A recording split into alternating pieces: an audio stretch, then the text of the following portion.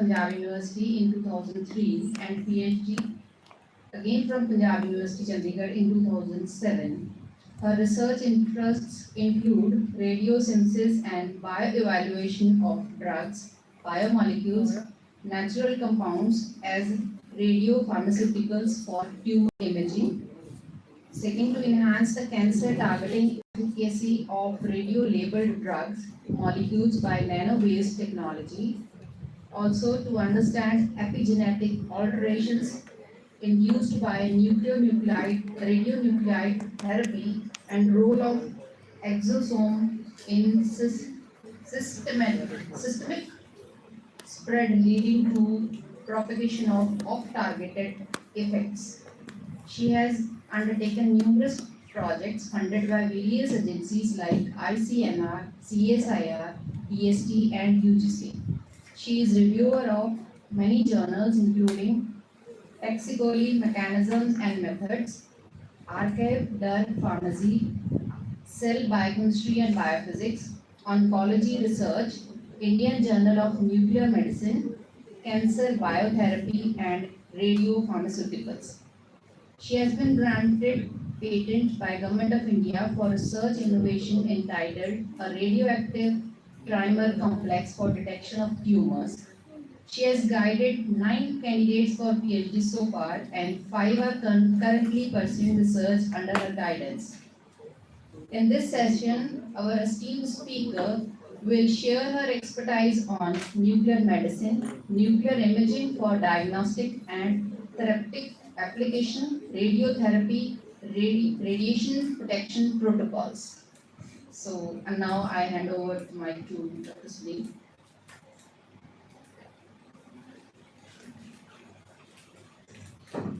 Thank you, ma'am. Now, without any further ado, I would request Ma'am Vedita to please come and start with her presentation. Please, ma'am.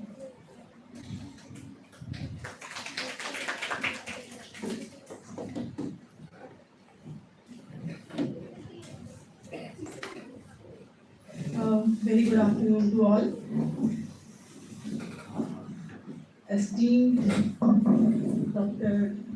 Omar Rajiv, Dr. Charanjit Sandhu, my fellow colleagues, faculty, and dear students. I am highly privileged to be a part of today's program, and I am bound to thank the organizing team for inviting me here and sharing with you a very important and a very pertinent field that has seen an immense growth in the last one and a half decade. And I'm sure by the end of this talk, you will be enriched with the opportunities, because I was being told that the audience would be the physics and the chemistry students. So this area which I'll be sharing today, probably everyone relates it with biology, pure biology, but it's a complete cocktail of physics, chemistry, and biology. So my talk is on radiations in health and disease management, particularly in context to nuclear medicine. So now, we all humans, we are constantly being exposed to ionizing radiations. And the food we eat, the air we breathe, the earth we are walking in, all comprises of radiation in the form of terrestrial radiations. We have rare earth metals, the cosmic radiations coming from the space, the internal radioisotopes like potassium-40, C14, they are internally present in our body, and we are constantly being exposed to these radiations. Apart from that, there are man-made sources like consumer products, smoke detectors comprises of Americium-241, and the man-made sources wherein the equipments are comprising of some kind of a radioisotope to irradiate a tissue and to kill them for the medical purposes, alongside nuclear medicine, which is also being a very pertinent field of medicine making use of radiations. By and large, the maximum exposure we see through background radiations is from radon, which you can see from here. It is around 55%, and that comes from the disintegration of radon radium, which is present as a rare earth metal, and it disintegrates to radon and emits alpha particles, and gamma emissions are also there, which increases our background levels of radiations. Now, these are ionizing radiations and they liberate energy, they liberate electrons by means of transfer of energy. And this could lead to damage to tissue, and at molecular level it can interact with DNA and cause the killing of the cell. And this is very important property because this is how it can be utilized for its role in medicine. So potentially we consider ionizing radiations are hazardous, but still they have immense use in medicine. So if we have to go into the fundamentals of it, we have to go to the 18th century when Röntgen discovered X-rays, and it was that time when he kept certain fluorescent crystals very close to. Marie Curie was a very promising student of Henry Becquerel, and she started working on what in uranium salt is there which is resulting in radiations. And during that process, she started working on pitch blende, which comprises of many ores of uranium, thorium, fluorium, rare earth elements. And she observed that she came up with this thing that not only uranium, there are many other elements which are giving radiations. And the one very important thing which she gave is the disintegration rate of radium, which was 3.7 into 10 raised to power 10 disintegrations per second. So that is how radioactivity, the unit for radioactivity was defined. That is 1 QE is 3.7 into 10 raised to power 10 disintegrations per second. And what radioactivity means? It is spontaneous transformation of a parent nuclei to get stabilized and transform into a daughter nuclei by emission of radiations. Now, what makes a nuclide stable or radioactive? I'm not sure how much, whether this is, if I could skip this slide because the stability criteria is known to you. Is it? Right. So, just a quick thing. We know that there are two kinds of interactions taking place. One is an attractive and the repulsive forces, and imbalance of this attractive and repulsive forces results in the instability, and there is emission of radiations. And we characterize these radionuclides by the specific activity, the amount of radioactivity per unit mass. Each radionuclide comprises of a half-life, which could be in minutes, it could be in days, it could be in hours, it could be in years. Then energy. It could be in kiloelectron volts, it could be in mega electron volts. There is a range of energy depending upon the radionuclide characteristic of that particular radionuclide, and a separate decay scheme for each radionuclide will be there, right? Wherein the parent radionuclide will transform to or disintegrate into a daughter radionuclide, and eventually, till the time it does not get stabilized, it will keep on disintegrating, right? And emission of radiations with each disintegration process. And the production method. Some are, naturally produced radionuclides, but generally in the medicine, whatever we are using, based upon all the desired characteristics, the production method is artificial, wherein we want suitable half-life, suitable energy, suitable decay scheme, right? And so this is where now this nucleus, when it is unstable, it will become stable by emission of certain kind of radiations. So this could be alpha decay, which is a helium nuclide, or it could be a beta decay, which could be beta negative, beta positive, what we call as the positron emission, and electron capture. Now in this beta decay, all are isobaric transitions wherein the mass number remains the same. In beta negative decay is the emission of an electron, wherein a neutron gets converted into a proton, right, to stabilize the nucleus. In positron emission, a proton gets converted into a neutron, and in electron capture, a proton gets converted into a neutron, and by capturing an electron from the outermost shell. Right. Then we have gamma emissions, which is through the isomeric transition, in which the nuclide, which is which is unstable or which is in a higher energy state will come to a ground state by emission of gamma photons. And then there are spontaneous fission process wherein there is no external stimulation is there. Naturally, the nuclide, it undergoes fragmentation process and with the release of further neutrons which will interact with other nuclides in the milieu and will keep on with the chain reaction. Now, alpha and beta decay, they basically undergo the direct ionization process with the matter when it interacts. When it comes to your gamma photons, it is by means of photoelectric effect, Compton scattering, pair production, right? I hope this is already clear to you. Now, if we further go into the properties of all these rays, alpha, beta, neutron, and gamma, alpha rays are very, very less penetrating. They can even be stopped by a piece of paper, whereas beta, it could go little miles away and can not just a few centimeter or so and could be stopped by metals like aluminium, copper, nickel. Neutrons, which can go little far, more far off compared to alpha and beta, and the gamma rays, which can even cross the concrete walls, and we need very thick, dense materials to stop them, like lead, which is being used in the radiation protection purposes. Wheresoever we are making use of radioisotope, these lead pots are a must, lead dustbins are a must, and we have lead doors even. If you look at the equipments we have in the nuclear medicine center, the doors are even made with a lead sheet is provided alongside so that the rays should not go out. So all these radiations, say the alpha, beta and gamma, they have different ionization pattern. If you look at the spatial distribution pattern of these radiations, the alpha, it is having very dense ionization pattern, whereas beta, it is little diffused, and if we go for the gamma, it is highly diffused.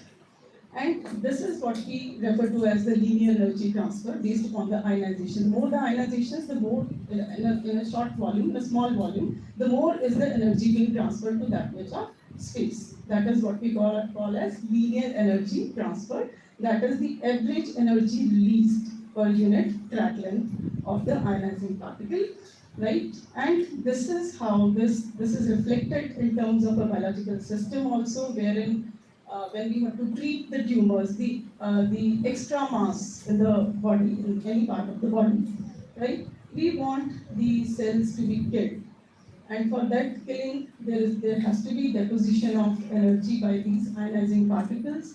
So for that matter, the high LED radiations, that is beta rays and alpha rays, are most suited, whereas for the diagnostic purposes, where we want that the rays should come out of the body and we can scan the organ, but it should not get any harm to the body. So there, we want gamma rays, because gamma rays are less interacting but more penetrating, whereas beta rays and alpha rays are more less penetrating and more interactive, right? So this is how we define as the relative biological effectiveness, which is biological effect depending upon both the total energy deposited per gram or per unit volume and the way in which the energy is distributed along the path of the radiation. The RBP would be more with high LED radiations and lesser with the low LED radiations. And as you can see here in the graph, like in the low LED radiations, as we increase the LED, it becomes highest at 100 kiloelectron volts per micrometer. So why this figure? And later on it starts decreasing. It is only in terms of the biological. It is not in terms of the transfer of energy, but terms of biological effectiveness. The reason to this figure is because at 100 kiloelectron volts per micrometer, the distance between the two ionizations, the spatial distribution pattern of the ionization is such that it completely matches with the diameter of the DNA, which is the main consequence of giving damage to cellular system, so as to inactivate it and kill the tumorous cells, right? So that is why, in biological terms, we say highest LED is being achieved, or highest biological effect is being observed at 100 kiloelectron volts per micrometer. So now, as I said, so these radionuclides, they can both be used and exploited for the role in diagnosis as well as in therapy. When we talk about diagnosis, mainly gamma-emitting radionuclides are used, but yes, betas are also used, such as there are exceptions to it, such as iodine 131, which emits both the gamma as well as the beta-emitting radionuclides. So it provides both therapy as well as the diagnosis together. And for the therapy part, beta and alpha emitting radionuclides are best suited. So these are the various kinds of radionuclides which are commonly being used, and along with their half-lives, emissions, and the Emacs. So what the scheme is like, basically in nuclear medicine, we basically make use of a radionuclide that is suitably tagged with some binding molecule, which will provide the characteristics so that it could target the area of interest in the body. For example, the tumor lies in the liver. So we want that this drug that we know that this drug has the characteristics that it will go to the liver cells. And the excessive mass on the liver cells, that would also be this particular radiopharmaceutical, it would be taken up by that mass, right? And since it is tagged with the radionuclide, so this radionuclide will emit gamma radiations for the diagnosis. So those radiations will be coming out from that particular area, and we could get the information about that particular structure in the body. So what nuclear medicine is all about? When many have this question in mind, and many might be having a question in mind in this hall as well. Why there is a need of nuclear medicine when we have so many of imaging modalities already present, such as ultrasound, X-ray, CT scan, MRI is there, right? So amongst this, nuclear medicine comprises of SPECT and PET, that is single photon emission computed tomography and positron emission computed tomography. Now, basically, if I talk about the other modalities, more or less all these modalities are considered to be structural modalities. For example, as I said, let the tumor be lying in the liver. It can tell you that there is some extra mass present in the liver, but it won't be getting it. We won't be getting into the details about the functionality aspect of that particular tumor, how aggressive that tumor is, right? And how much of receptors which could be targeted with the drug. So we call it as receptor imaging in nuclear medicine. That is one part of it. How much of receptors are, how richly the receptors are present for which we want to treat, because there are a number of drugs. Which drug would be best suitable for this particular patient? So we want to understand what is the receptor, whether these receptors are present on the surface with which with whatever drug we want to treat the patient. So this is considered as a functional imaging modality. Whereas the other modalities, they are more or less the structural modalities. I give here another example. For example, there is a heart disease, and some proportion of it you have identified, the physician has identified is not working based upon CT scan or something. But we don't know, is it a ischemic tissue that particular area is not working because of diminished blood supply to that area, but it is a viable tissue, or it is completely dead tissue now, because the treatment approach will become completely different in these two cases, right?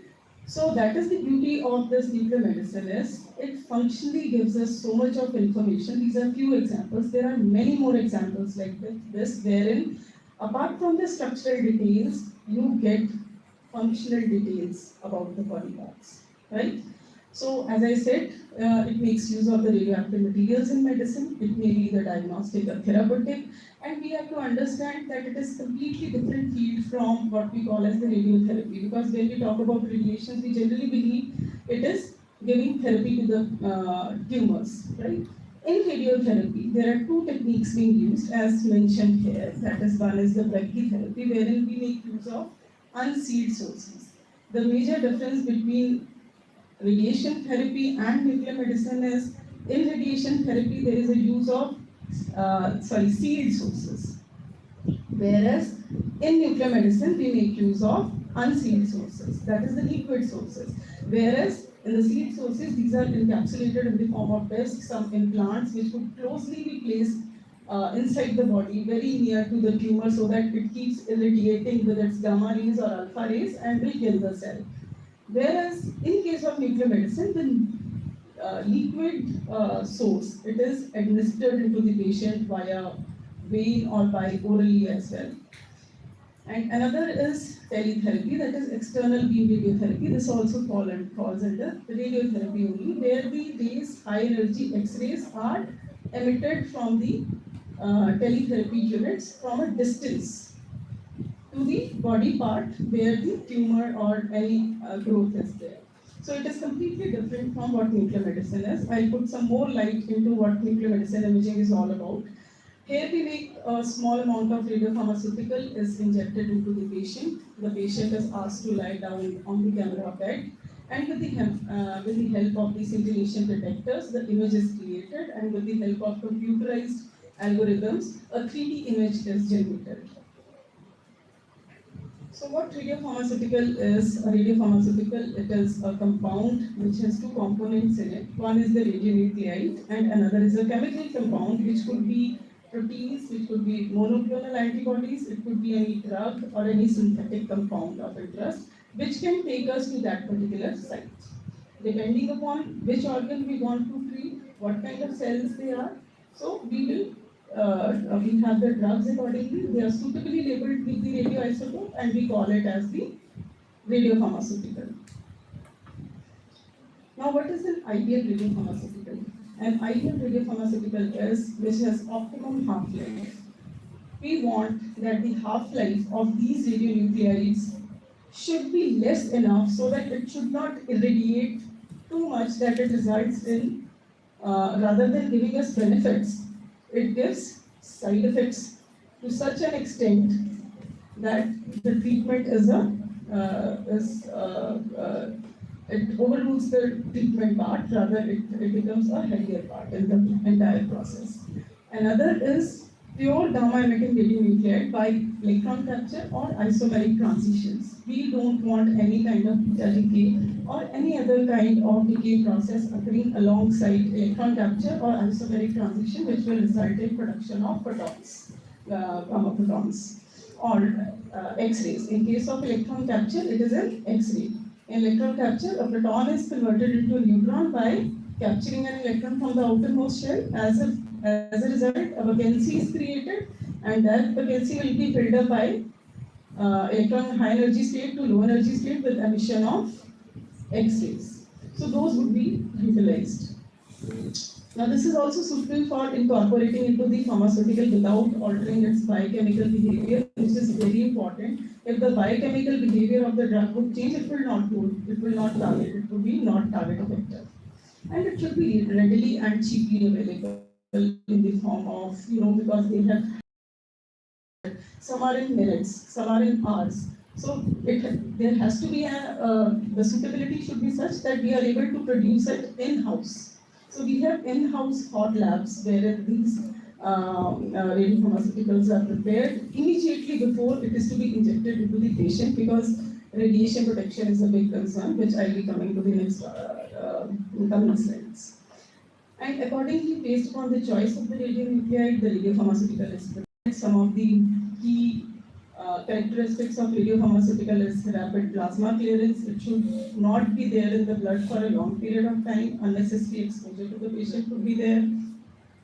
There has to be a rapid washout and clearance from the non-specific areas, low specific binding. Membrane permeability should be high with high trapping inside the cells. Target specificity and synthesis should be rapid.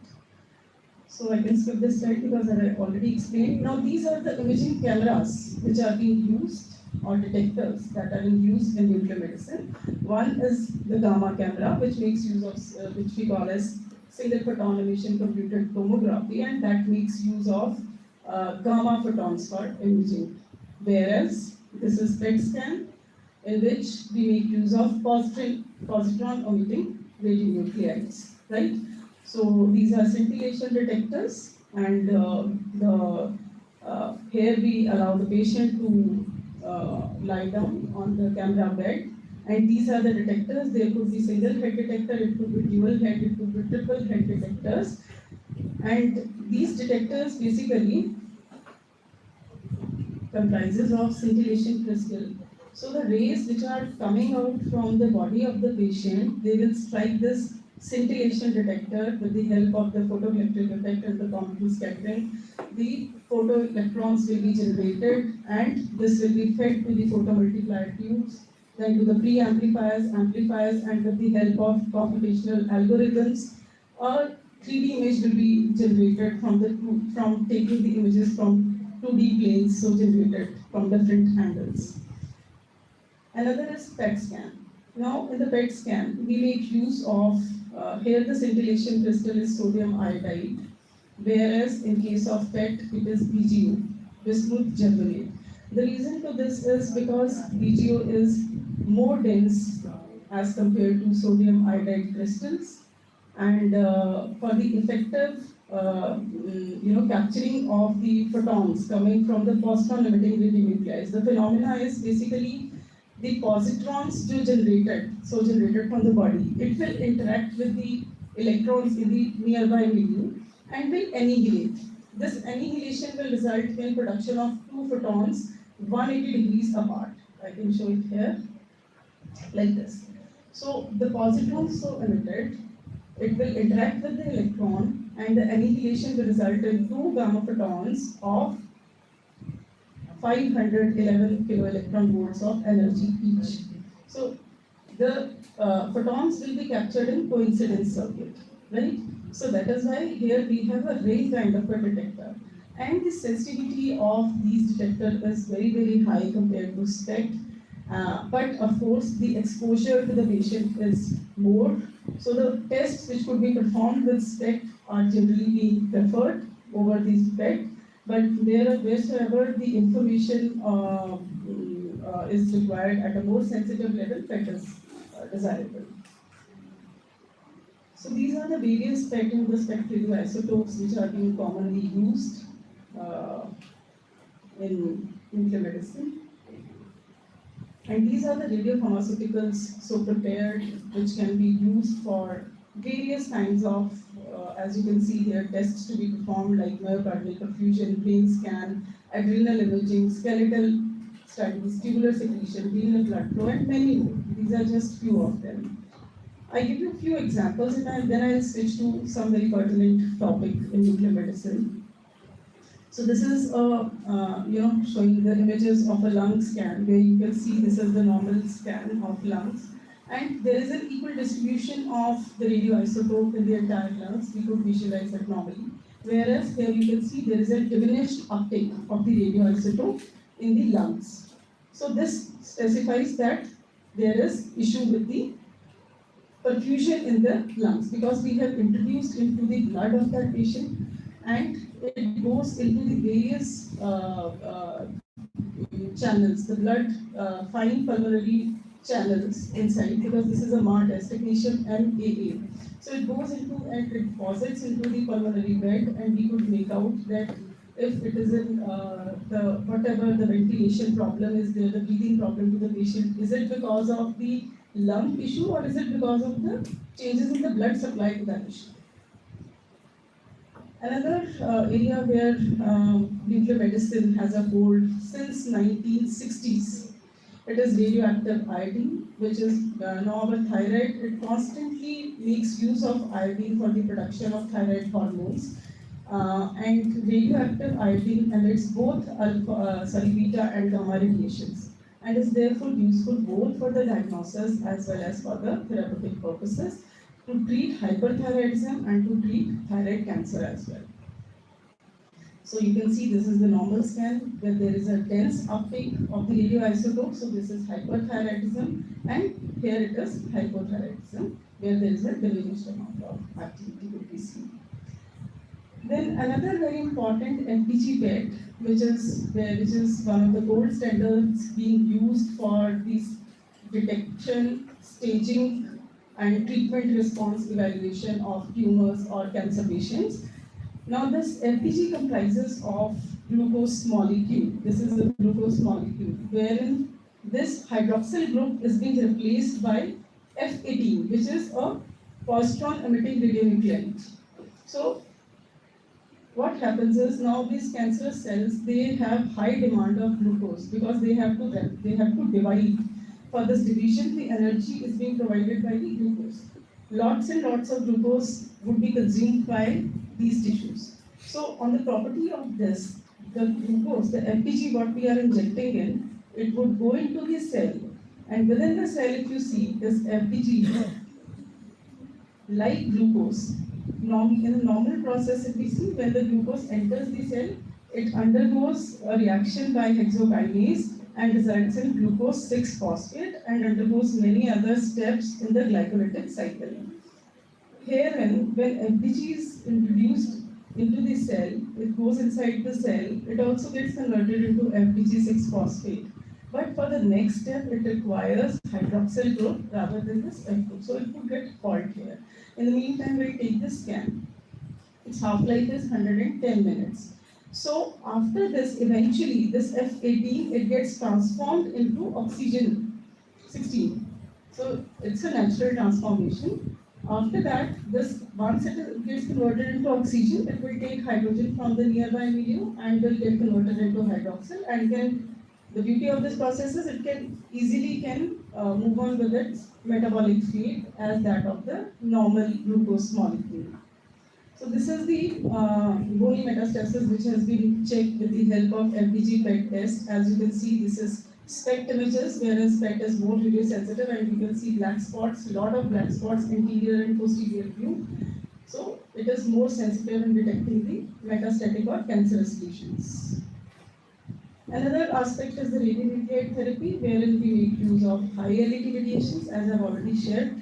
So I'll just skip it. So these are some of the radionuclides which are constantly being used and common applications. Now moving on to very pertinent topic of nuclear medicine, which is radiation health physics, and which is one of the essentials for the radiation protection to be implemented in any facility wheresoever we make use of radionuclides. This is because we know we started with this that radionuclides, they are deleterious, they are harmful. Even the smallest amount bears some kind of risk associated with regard to the biological system. So our radiation effect can be classified into two kinds of effects. One is the deterministic and other is the stochastic. When it comes to the deterministic effect, that means it is sure to occur. We know if this much of dose would be given, it would result in this much of exposure, and this will result in radiation sickness. It will result in skin erythema. It will result in cataract. And another is the stochastic effects, which are probabilistic in nature. Even the lowest of the amount could result in, cancer or genetic effects. Any kind of mutation can happen. So there is always, that is why whenever we talk about diseases, environmental factors we always talk about, because radiation is one factor. Background radiations we are constantly being exposed to. So, okay, aligned with this is, I would like to highlight one very important aspect. There was one case in Delhi University in 2010, wherein there was one, they started with some program to write off all the things which are not in use anymore. And in that process, they also auctioned one machine which was taken up by a scrap dealer. And later on, it was in the month of, I think, February, and in March, the Apollo hospital, he was admitted, and he had some burns, and it was later found out that he was having that radioactive source, and that radioactive source was coming from that machine which he got it in auction. And there were 7-8 pieces of this, because he was a metal scrap dealer, so he gave that metal pieces to few of other metal scrappers also to identify what it was. and there was one who was keeping it all together in his pocket and has severe skin burns. So he died.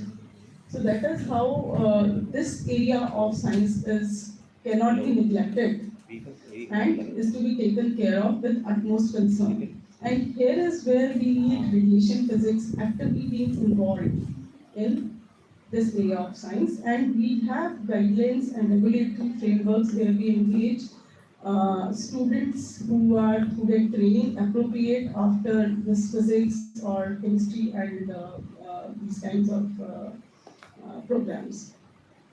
So what are the areas of concern when we are dealing with radioisotopes?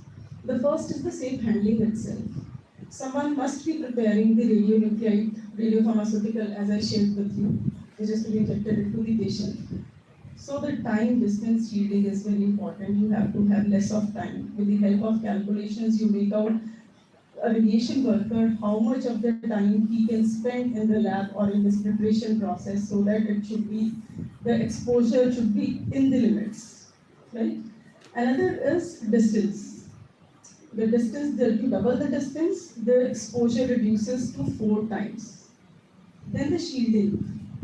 Shielding is required to protect the public because there are caregivers who are coming along with the patient, right? To protect the environment, right? The site should be such, the facility should be such, there should not be any air going out and increasing the background levels of the radiation, right? So there are shielding calculations for each type of intended radionuclide. We have different thickness of shielding required, right? Then safe work practices. Of course, here also comes time, distance, shielding, protective clothing, dosimetric analysis, survey meters, contamination meters through which we survey that how much of exposure is there, how to contain that. Transportation of radioisotopes, of course, it is to be bought from a vendor or the parent radionuclide in the form of a generator or a local setup also. How the transportation is to be carried out. This also needs a strong supervision. Storage. Of course, we have storage areas. Again, the shielding requirements, how it is to be stored. Waste disposal is area of concern because we cannot just throw the radioisotopes in the normal trash. There is a proper procedure how to segregate it, how to contain it. It could be a delay and decay technique, it could be concentration and contain. We have to either change it into ashes. And then with time and again, we have to calculate manually and see with the help of the dosimeters also or survey meters that how much is the contamination level, and then only it could be thrown in the normal trash, record keeping. So all these are very, very important components. The idea of this basic principle of radiation protection lies in 3 basic concepts: justification of practice, optimization of practice, and dose levels. When it comes to the justification of practice, each profession is, have some kind of a risk involved in it. For example, if we talk about a driver, they are constantly on roads, they are more prone to accidents than we are. Similarly, in nuclear medicine also, there are risks associated with it.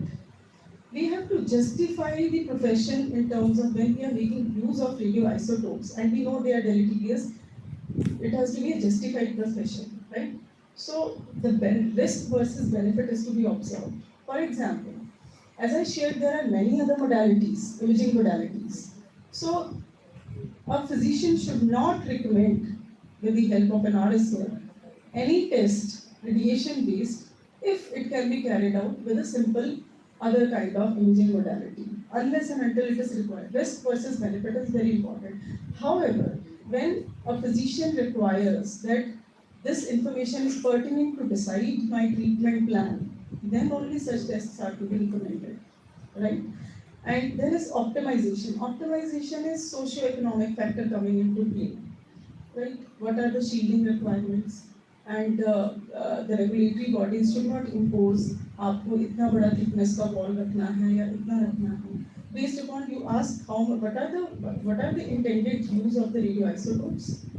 How what kind of radioisotopes are to be used? What are the energy? What is the characteristic of that radionuclide? Based upon that, the shielding, protective clothing, and everything is to be done. And third is the dose limits, which is very, very important because occupational workers, they are daily coming to such a facility and are working with the handling the radioisotopes with their hands. So that is where these limits are very, very important. These are being given by our national regulatory body, that is Atomic Energy Regulatory Board, which is the main body in India which is enforcing all the rules which comes under Atomic Energy Act, which was introduced in the year 1962. And everyone has to fulfill those the framework what they have given, and those are completely in alignment with the International Atomic Energy Agency, which is a governmental organization. Its headquarters are in Vienna, and they basically regulate this nuclear program everywhere, say it be for medicine or for any other purposes, wheresoever, in whatever industry is making use of these radioisotopes. So these protection mechanisms are must to be followed. So this is the occupational limits being provided by AERB, 20 millisieverts per year, averaged over the time period of 5 years. So this sievert stands for basically whatever the radioisotope is emitting radiations, right? It is being absorbed by our body. So we call it as energy absorbed per unit mass, right? But we cannot articulate it in terms of how much would be the effect. We then multiply it with an appropriate radiation weighing factor. That is very important. Each, as I shared in the very initial slides, each radiation has a impact in reference to their LET, right? The number of ionizations it can produce in a diffuse manner or in a condensed manner. So accordingly, each radiation has been assigned a value. We call it as radiation weighing factor, quality factors. You multiply the absorbed dose with that quality factor. For example, for alpha it is 20, for gamma it is 1. That means if 100 kiloelectron volts of gamma is used and 100 electron volts of alpha is being used, we have to multiply absorbed dose with 20 because the effects would be more pronounced with alpha radiations. So that comes out to be your equivalent dose. Then further, again, which organ we are calculating, because dosimetric estimations are very, very important. Patient को कितना dose दिया है? Of the stochastic effects, deterministic we know. Deterministic because we are well intended to kill the cells, but to the other surrounding cells, we have to spare the other tissues. So there the dose calculation, dosimetric estimations are of utmost concern. Each organ is calculated like this. In the effective dose, whatever the dose is being absorbed by different organs, it is to be multiplied by tissue weighing factor. First we multiplied with the radiation weighing factor, then with the tissue weighing, because every tissue in our body, we have different types of muscle cells, we have neurons, we have nephrons, we have thyroid cells, lung cells, each hold different sensitivity towards radiation. If I talk about brain is highly, neurons are highly radio resistant. And if I talk about the reproductive system, if I talk about the GI tract, very, very radio sensitive. The amount of dose that would be required to treat the upper body part with the radiations, the amount of dose required is very less compared to, very high compared to the lower part of the body. That is more sensitive. More sensitive organs are residing there. And in those, in that lower part of the body, the various organs, they also hold different radio sensitivity. So they have also been assigned certain number by these regulatory bodies. You have to multiply that, and that is how you will be able to calculate the total dose to the patient. There are discharge limits when you admit the patient and administer these doses. They cannot be discharged as such. There has to be dosimetry calculations and well in the limits. Then only the discharge will be given. So, aim of radio protection, as I already shared, this is to prevent the deterministic effects and to reduce the stochastic effects, because these are probabilistic effects, right? So we can only minimize it. We cannot completely overload it. So this is the framework we have in place. That is the Atomic Energy Act, which was formulated in 1962. Under this act, there are many sections. As you can see, this is section 16, which tells us about the control of the radioactive substances. has been given the entire power all across the country for the control of the manufacturing, transport, import, export, everything related to the radionuclide. And this is the section 30, which tells us about the radiation protection rules. So, future of nuclear medicine education and research in India and prospects. Three kinds of jobs exist in this area. Of course, one is the nuclear medicine physician, which after doing MBBS, people can go for MD in this specialization. Another area of interest for you people would be radiation safety officer and nuclear medicine technologist or medical physicists. So here is where radiation safety officers, they take care of all the surveillance, record keeping, the area survey, and all areas of concern that I mentioned earlier is to be taken care by the RSO, right? And all the license comes under the name of RSO. And another is nuclear medicine technologist or medical physicist, who takes care of the instrumentation part, the calibration of the instrument, the quality control of the instrument, and everything related to it. So, radiation safety officer is a qualified individual with an organization responsible for overseeing the safe use of radiation and radioactive materials, ensuring its regulatory compliance as framed by our regulatory body, and protecting the people and the environment from potential hazards.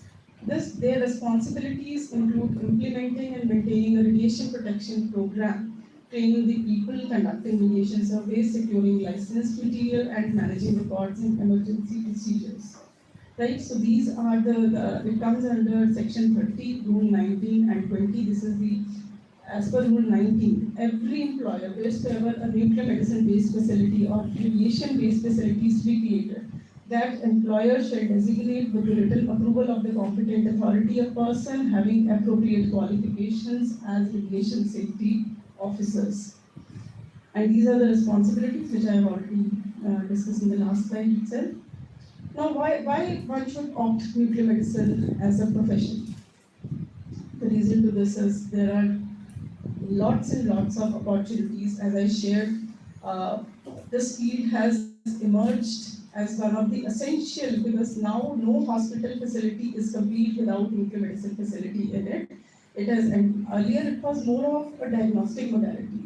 Now it has entered and it is deep rooted in terms of its therapeutic aspects also. So many of radionuclides are artificially being produced and are being labeled suitably with drugs and giving personalized medicine, which is not true with the radiotherapy, because there the chance of other tissues getting exposed to is very high. Here it is getting personalized medicine. You first check that this drug will work with very small amount of it so that there is no side effect, and accordingly dosimetric calculations are done and administered with that particular drug. So new and new radiopharmaceuticals are coming every day. High market growth. Of course, as I shared, there is a lot of facilities being created, and whatever new hospital is coming up, it is not coming without a nuclear medicine facility at all. There is a high demand because people don't know much about this profession, I will tell you, and very few people who actually know it and crack the examination and become radiation safety officers. And we have attractive packages. I tell you, the students, even from our department, even before getting the degrees, they are getting a package of almost, say about 12 to 16 lakhs per annum. So that is good enough after doing master's program in nuclear medicine. So market growth I have already shared. I will not go into the figures. This is the market size which is predicted as per market analysis report for the nuclear medicine market. Here we stand 2025, and the global nuclear medicine market size estimated at US $17.77 billion in 2024 and is projected to reach 34.51 billion by 2030. So this is what is reflected in terms of the growth of this market and when to enter. Now, of course, there are some BSc and MSc nuclear medicine programs being done in the country. And let me share with you all these courses. they are in good supervision under the Atomic Energy Regulatory Board. We cannot even start with such courses unless and until AERB approves such courses, because radiation protection is considered of utmost importance in this area. And therefore, they make sure that the syllabus comprises of every essential component of handling of radioisotope, right? Because these are the people who will later on give the exam, appear for radiation safety officer examination to be conducted by Atomic Energy Regulatory Board every year. So the entry level is masters in nuclear medicine or masters in medical physics. So there are grading in RSO also, RSO level 1, level 2, level 3. For nuclear medicine, it is RSO level 2. For radiotherapy, it is RSO level 3. So because they make use of seed sources, here we are making use of unseed. But yes, MSc, after doing, there was one program earlier wherein there was DMRIT also, Diploma in Radiation Technology and Isotope, something like this, by AERB, but that has been stopped because now we are getting manpower specialized in MSc Nuclear Medicine or MSc Medical Physics. And who can come to MSc in Nuclear Medicine or Medical Physics program? Who have done MSc Medical, non-medical, that is all three fundamental subjects, that is physics, chemistry, and mathematics. And BSc in Biophysics, BSc in Physics, they can also come to MSc in Nuclear Medicine as well as in MSc in Medical Physics. Then you can opt it as a profession, PhD or postdoctorate in nuclear medicine as well, but the entry level remains to be bachelor's program is one entry level, another entry level is at master's program. So these are some of the listed, you go to the AERB website and you will see the courses which are being approved by AERB. Basically, you cannot work in any nuclear medicine facility unless and until you are, this AERB, you have to register with ILORA, and they give you one number, which is a radiation worker as an RSO or maybe as a medical physicist or whatever, then only you will be allowed to work there. No facility would be approved without an RSO. So this is so much of essential duties of an RSO. And these are some of the courses. This is, I think this is 2022 data. Now we have almost 16 to 17 places where MSc and bachelor's program is running. So anyone can go and visit the website and it will be there. About our department, it was established in Punjab University in the year 2007 in collaboration with collaborative clinical partners. Earlier it was PGI. Now Homi Baba Cancer Hospital, which is very closely aligned with AERB that has come up in the city in Kolhapur. So we have aligned with them along with Fortis Hospital. Our students get trained there with regard to the clinical training and the theoretical aspect we look into. The center offers both master's as well as PhD program in nuclear medicine, and we are the second, I could,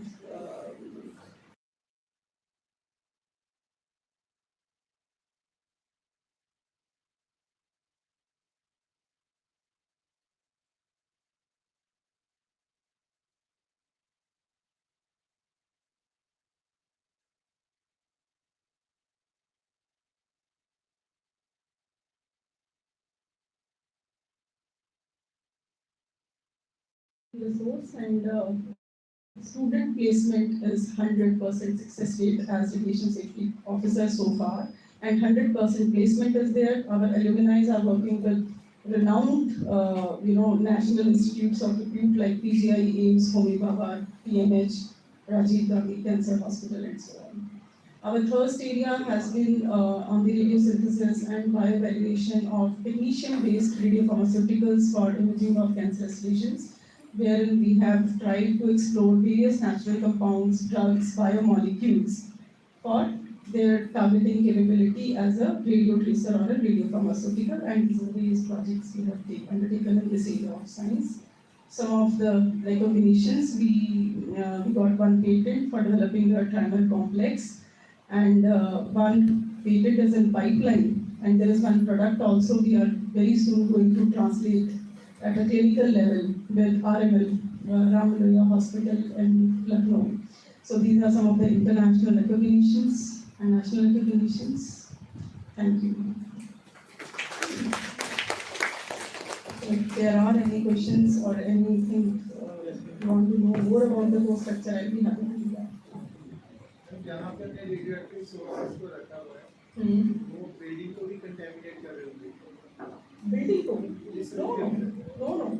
We are keeping. That's what I am saying. Na? No site approval is given by AERB. Structure approval is given by AERB.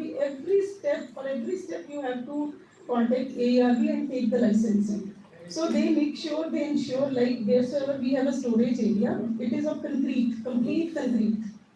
So the thickness of the concrete, they first ask before giving the license. We have been asked what you intend to use, what radioisotopes you intend to use. So we declare that. Accordingly, they tell us, okay, this has the highest energy. That means this much of thickness would be required. So accordingly, the storage area has been planned. जैसे thickness की भी life time होगी ना कितने time के बाद उसको demolish करना चाहिए No, not like ऐसा तो कुछ भी नहीं होगा. No. कोई बिल्डिंग्स के बारे में रेगुलेशंस है ma'am ERB Yes, it is there. Definitely, thickness is important. It is case to case basis. I tell you, nuclear medicine facilities fall under 4 categories. They just see what are the 4 types of it. Ours is an educational institute. So I am RSO level 1. I don't need to be, I cannot translate my knowledge into a clinical setup. So accordingly they have guided us. We have prepared our building like that. Initially, if somebody has visited this Punjab University Student Center, sir has been a alumni of Punjab University. So our building was supposed to be very near to where the social sciences building is now. But AER after, and Kapil Sibal ji came and जो हमारा that stone ceremony that happens, that was with him, and that time it was declared it's a nuclear medicine facility would be created. Later on, AERB team came and they refused. They said we cannot have it. There's so much of public interference around. It's a student hub. So then we had to shift to Sector 25 South Campus. So this is where my only idea telling you about some part of what nuclear medicine is and about this, so that because student audience should get to know that this is also one opportunity which is not very known, but it could be it is very promising in coming years. It could in any way it could shape your future in a very beautiful manner.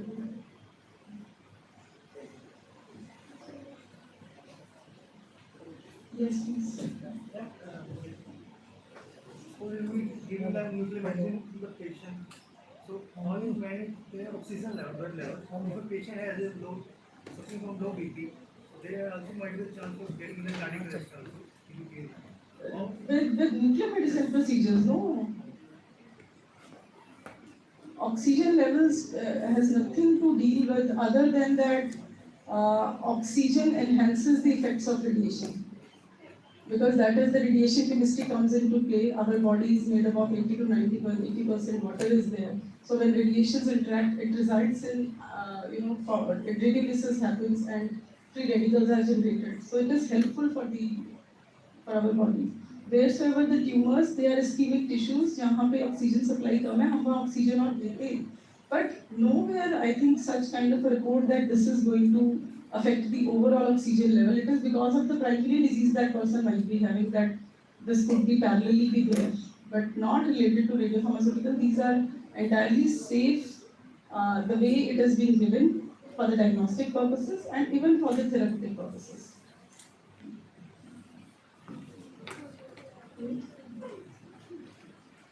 Right, thank you so much.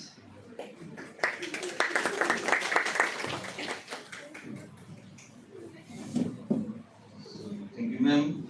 Your session was very insightful, and your expertise has motivated us all, and we all have learned something new about your topic. So I think everyone was greatly enriched by the dedication and the knowledge you have put forth about the subject, and many of our students will definitely benefit from the knowledge and the new courses they have come to know about. Now I would request all the participants as well as the delegates so that we can move on for the lunch. And if any participant has any query, I know ma'am will be kind enough to answer that query during that session. So please let us go for the lunch.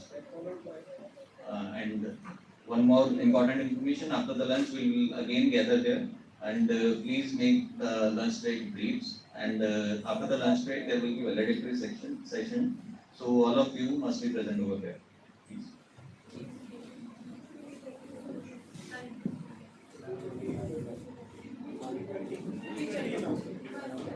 Please be back by 3:20.